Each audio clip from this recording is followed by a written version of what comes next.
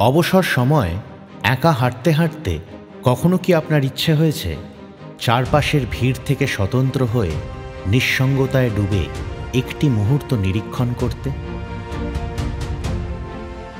যখন হাজার হাজার মানুষের ভিড়ে জমজমাট রাস্তা দিয়ে হাঁটতে হাঁটতে নিজেদের জাগতিক চাহিদা এবং বাসনা নিয়েই সবাই সম্পৃক্ত, হঠাৎ আপনার একটি উপলব্ধি হল। আপনি অনুভব করলেন যে এই বহির্জগৎ আর কিছুই নয়, আপনারই চেতনার প্রতিফলন। আপনার অগণিত পার্থিব চিন্তাস্রোত ধীরে ধীরে মিলিয়ে গিয়ে একটিমাত্র ভাবপ্রবাহে নিমজ্জিত হল, আমার আমিত্ব। এই ভাবপ্রবাহই আপনার এবং আপনার চারপাশের জগতের মধ্যে প্রধান অন্তরায়। সময়ের সাথে সাথে এই আমিত্ব বোধটাও এক মহাশূন্যে বিলীন হয়ে গেল। আপনি এক অনন্ত সত্তার সাথে একাত্ম হলেন।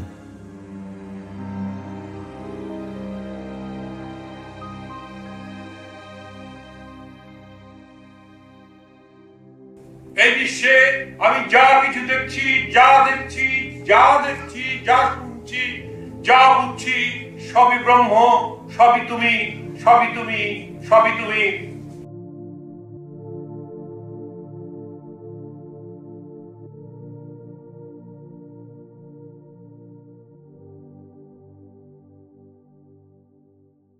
আমরা দেখেছি যুগে যুগে মানবজাতির সংকটকালে স্বয়ং ঈশ্বর বারবার মনুষ্য রূপ ধারণ করে অবতার রূপে পৃথিবীতে অবতীর্ণ হয়েছেন। মানবজাতিকে গভীর অজ্ঞানতার অন্ধকার থেকে উদ্ধার করে নিজের প্রকৃত স্বরূপ উপলব্ধি করানোই অবতার পুরুষের এই মর্তে আবির্ভাবের প্রধানতম কারণ।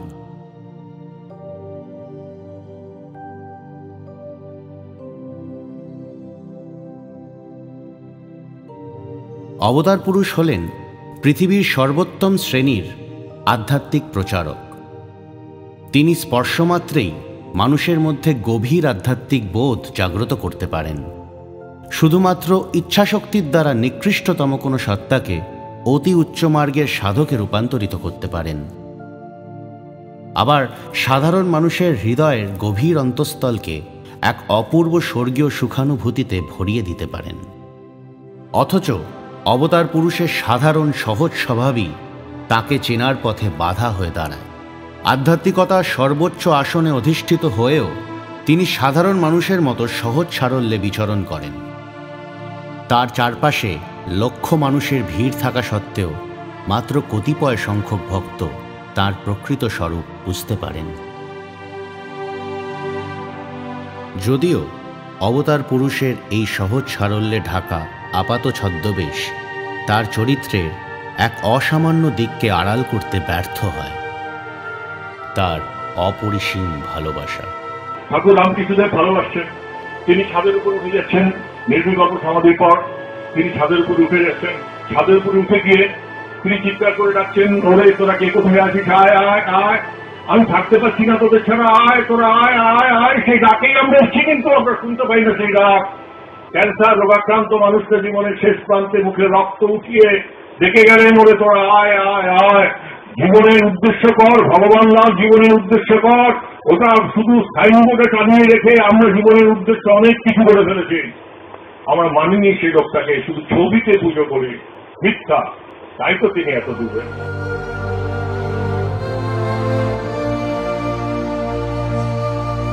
৩রা জানুয়ারি ১৯৪২ সাল। দীর্ঘ ২ শতকের দাসত্বে জর্জরিত এবং পরিশ্রান্ত অগণিত ভারতবাসী তখন মাতৃভূমি ভারতবর্ষের স্বাধীনতার জন্য আকুল হয়ে উঠেছে।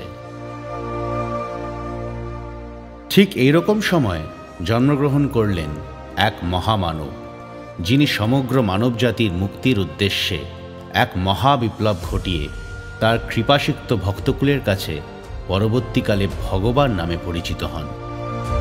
১৯৭১ সালে ভগবান এমন এক নারীর সঙ্গে পরিণয় সূত্রে আবদ্ধ হলেন, যিনি পরবর্তীকালে গুরুমা নামে পরিচিত হবেন এবং ভগবান ও তার ভক্তদের দ্বারা রচিত দিব্য লীলার প্রধান সাহায্যকারী শক্তিরূপে পূজিত হবেন। এর কয়েক বছর পর তাঁদের কন্যা দেবযানী জন্মগ্রহণ করেন। সেই পরম সত্য লাভের তীব্র আকাঙ্ক্ষা এবং মানুষের প্রতি সীমাহীন ভালোবাসা। ভগবানের চরিত্রের এই দুই উল্লেখযোগ্য বৈশিষ্ট্য তাকে অবশেষে তার গুরু স্বামী পবিত্রানন্দের কাছে নিয়ে আসেন 1978 সালে। প্রায় 10 বছর পর শ্রী ভগবান এমন এক আন্তর্জাতিক সংস্থার ভিত্তি স্থাপন করলেন যেখানে এসে মানুষ তার আপন অস্তিত্বের স্বরূপ আবিষ্কার করে সেই অনন্ত সত্তার সাথে এক হয়ে বিলীন হয়ে যেতে পারে। এইভাবে 1989 সালে জন্ম হল ইন্টারন্যাশনাল বেদান্ত সোসাইটির। এই সময় থেকেই ধীরে ধীরে সমাজের বিভিন্ন স্তরের ও পেশার মানুষেরা ভগবানের দর্শন লাভ এবং ধর্মোপদেশ শুনে অনুপ্রাণিত হবার আশায় তার বাড়িতে আসতে শুরু করেন। এই সময় কোনো ভক্ত একবার শ্রী ভগবানের দর্শন লাভের আশায় তার সামনে এসে বসলে শ্রী ভগবানের স্বর্গীয় উপস্থিতির এক অদম্য আকর্ষণ বলে সেখান থেকে উঠে যাওয়ার ক্ষমতা হারিয়ে ফেলত। নিজেদের অগোচরে এইসব পুরুষ এবং নারীরা এক প্রচণ্ড আধ্যাত্মিক ঝড়ের মধ্যে পড়ে সম্পূর্ণ নতুন অভিজ্ঞতার সম্মুখীন হতেন এবং এদের মধ্যে অনেকেই সেই স্বর্গীয় আধ্যাত্মিক ক্ষেত্রে বিচরণ করার পরম সৌভাগ্য লাভ করতেন। এভাবেই শুরু হয় এ যুগের অবতার শ্রী ভগবানের ঐশ্বরিক লীলা এবং তার মধ্য দিয়ে পরম ব্রহ্মের চূড়ান্ত প্রকাশ। যে ঐশ্বরিক প্রেম অবতার পুরুষের মধ্যে মূর্ত থাকে, সেই প্রেম এবং ভালোবাসা দিয়েই তার অগণিত ভক্তবৃন্দের প্রতি প্রকাশিত ঐশ্বরিক লীলার প্রধান উপাদান গঠিত হয়। তা সত্ত্বেও ভক্তের প্রতি এই ভালোবাসা একদিকে যেমন হয়ে ওঠে অবতার পুরুষের এই মনুষ্য দেহ ধারণ করে থাকার প্রধান অনুপ্রেরণা, অপরদিকে এই ভালোবাসাই হয়ে ওঠে তার নশ্বর জীবনের যাবতীয় অসহনীয় যন্ত্রণার উৎস। সেই সময় যারা শ্রী ভগবানের খুব কাছাকাছি আসতে পেরেছিলেন, বিশেষ করে সেই সব তরুণ প্রজন্মের ভক্তদের আমূল আধ্যাত্মিক রূপান্তর তৎকালীন সামগ্রিক সামাজিক পরিবেশকে অশান্ত করে তুলেছিল। কিছু কুচক্রী স্থানীয় মানুষ ভগবানের এই আধ্যাত্মিক বিপ্লবের তীব্র বিরোধিতা করার নিরলস প্রচেষ্টায় এই কুৎসা ছড়াতে চেষ্টা করেছিলেন যে ভগবান তরুণ প্রজন্মের মস্তিষ্ককে আপন মতাদর্শে প্রভাবিত করে বিপথে চালিত করছেন। তা সত্ত্বেও যখন কতিপয় দুষ্কৃতী এলাকার কিছু মানুষের দ্বারা মদতপুষ্ট হয়ে ভগবানের বাসস্থানের ওপর পাথর বৃষ্টি করেছে, শ্রী ভগবান তখন অবিচলিত থেকেছেন। যখন দিনের পর দিন তার বাড়ির দোরগোড়ায় ময়লা আবর্জনা স্তূপীকৃত করে রেখে গেছে স্থানীয় মানুষ, ভগবান শান্ত থেকেছেন। এমনকি যখন উত্তেজিত জনতা এসে ভগবানের বাসস্থানে চড়াও হয়ে ওনাকে শারীরিকভাবে নিগৃহীত করার চেষ্টা করেছে, সেই মুহূর্তেও শ্রী ভগবান স্থির নিষ্কম্প চিত্তে সব সহ্য করে গেছেন। রামপ্রসাদের গান সুখ পেয়ে লোকে গর্ব করে, আমি করি দুঃখের বড়াই। দুঃখকে আমি গ্রহণ করছি। দুঃখ তুমি এসো, এখানে নাচতে আসিনি, এখানে দুঃখকে, যন্ত্রণাকে, এখানকার ক্লান্তিকে, এখানকার হতাশাকে আলিঙ্গন করতে এসেছি যে আমিও আছি এর মধ্যে, আমি পালিয়ে যাইনি। এটা আধ্যাত্মিকতা। এত প্রতিকূলতা সত্ত্বেও মানব জাতির প্রতি শ্রী ভগবানের অনির্বচনীয় ভালোবাসা প্রতিবারই তার বিরুদ্ধ অশুভ শক্তিকে পরাস্ত করে সমগ্র কল্যাণকামী মানুষের হৃদয় উজ্জ্বল হয়ে বিরাজ করছে। সুগন্ধি পুষ্প যেমন নিজে পদদলিত হয়েও তার দলনকারী পাদুকায় সুগন্ধ ছড়িয়ে দেয়, ঠিক তেমনি অবতার পুরুষের স্বর্গীয় অকৃত্রিম ভালোবাসা চারিদিকে ছড়িয়ে গিয়ে তার বিরুদ্ধ মনোভাবাপন্ন মানুষদেরও সুখ স্পর্শে সুবাসিত করে তোলে। ভালোবাসা ছাড়া অবতার পুরুষের কাছে আর কোনো বিকল্প নেই, কারণ তিনি একমাত্র ভালোবাসার দ্বারাই পরিচালিত হতে বাধ্য থাকেন। এই আধ্যাত্মিক বিপ্লবের এক উজ্জ্বল মাইলফলক প্রথিত হয় 1998 সালে, যখন শ্রী ভগবানের প্রথম দিককার ভক্তবৃন্দের মধ্যে 6 জন ভক্ত মানব জাতির সেবায় নিজেদের জীবন উৎসর্গ করার উদ্দেশ্যে সন্ন্যাস গ্রহণ করেন।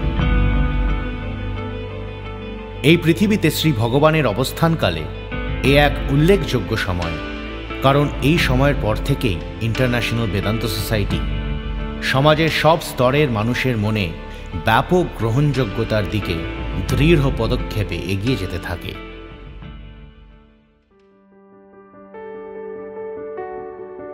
এই শতকের প্রথম দশকেই শ্রী ভগবানের ঐশ্বরিক লীলার এক সম্পূর্ণ নতুন অধ্যায় সূচিত হয়। 2003 সালে তার অগণিত ভক্তদের ডাকে সাড়া দিয়ে তিনি রঙের উৎসব হোলি খেলায় মেতে ওঠেন। যে ভক্তকেই তিনি রং লাগিয়ে স্পর্শ করেন, সে ভক্তই এক গভীর আধ্যাত্মিক বোধে নিমগ্ন হয়ে মূলোৎপাটিত বৃক্ষের মতো সংজ্ঞাহীন হয়ে পড়ে যান। এক অনন্য অভূতপূর্ব স্বর্গীয় প্রেমে মত্ত হয়ে তার সমগ্র ভক্তকুল শ্রী ভগবানের মধ্যে স্বয়ং ভগবান শ্রীকৃষ্ণকে প্রত্যক্ষ করেন। এরপর 2004 সালে 17 এপ্রিলের সকালে গভীর সমাধিতে যখন ভগবান নিমগ্ন, হঠাৎ এক দৈব নির্দেশে তার সমাধি ভঙ্গ হল এবং তার হৃদয়ের অন্তঃস্থলে এক দৈব বাণী ধ্বনিত হল, নিজে মেতে জগৎ মাতা হরে কৃষ্ণ বল। স্বয়ং ভগবান শ্রীকৃষ্ণের নামগান এবং মন্ত্রোচ্চারণের সূত্রপাতের সাথে সাথে দেখা গেল সারা পৃথিবীব্যাপী সমাজের বিভিন্ন স্তরের এবং বিভিন্ন পেশার হাজার হাজার মানুষ আইভিএসের ছত্রছায়ায় আশ্রয় নিলেন।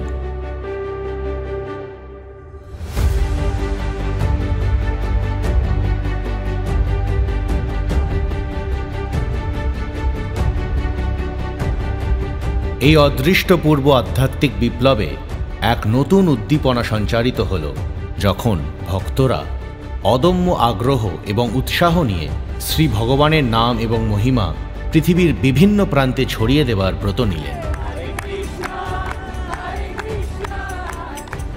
ধীরে ধীরে সুদূর স্পেন, নেদারল্যান্ডস, ইউকে এবং আমেরিকায় ভগবানের নাম ছড়িয়ে পড়ল এবং অনতিবিলম্বে সেই দেশের মানুষগুলি তাদের দেশের মাটিতে ভগবানকে কাছে পাবার জন্য অধীর হয়ে উঠল। 2011 সালে প্রথমবার শ্রী ভগবান নিজের মাতৃভূমি ভারতবর্ষ থেকে বেরিয়ে ইউরোপের মাটিতে পা রাখলেন। এখানেই ভক্তিরসে প্লাবিত ইউরোপীয় ভক্তরা ভগবানকে এই যুগের খ্রিস্ট নামে অভিহিত করলেন।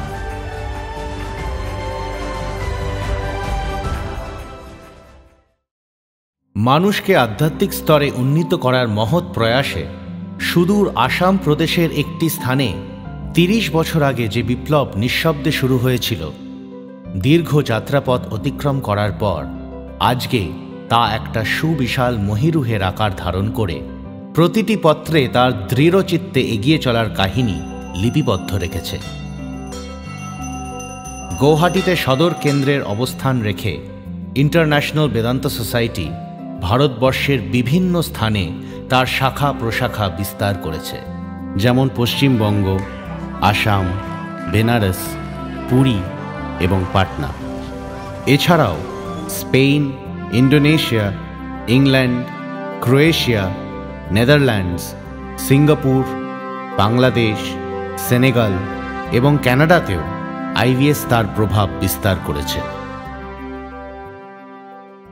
ইতিহাসের পাতা উল্টে আমরা দেখেছি যে যতদিন অবতার পুরুষ মনুষ্য দেহ ধারণ করে থাকেন, ততদিন সাধারণ মানুষ তার স্বরূপকে চিনতে পারে না অথবা তার মুখনিসৃত বাণীর সঠিক মূল্যায়ন করতে পারে না। সেই জন্য অবতার পুরুষের যাত্রাপথ হয় নিঃসঙ্গ। আমরা দেখেছি ত্রেতা যুগের অবতার শ্রীরামচন্দ্র জীবন শয়ান্নে এসে সরজু নদীর তীরে একাকী বসে আত্মহুতির কথা চিন্তা করছেন।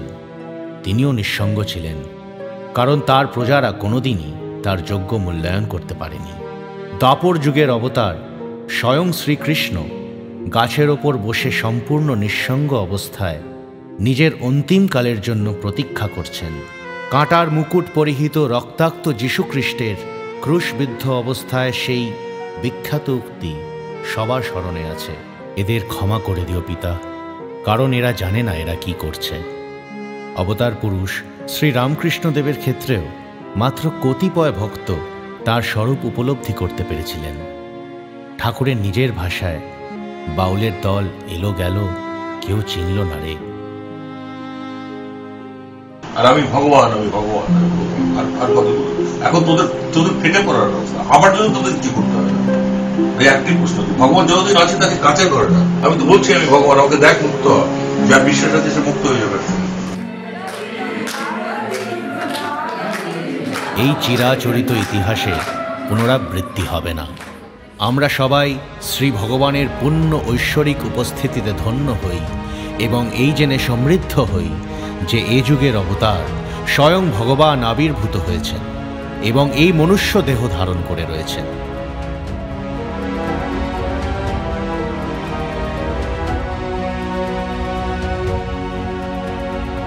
ভগবানের নিজের কথায় বাউলের দল এলো গেল, চিনল রে চিনল।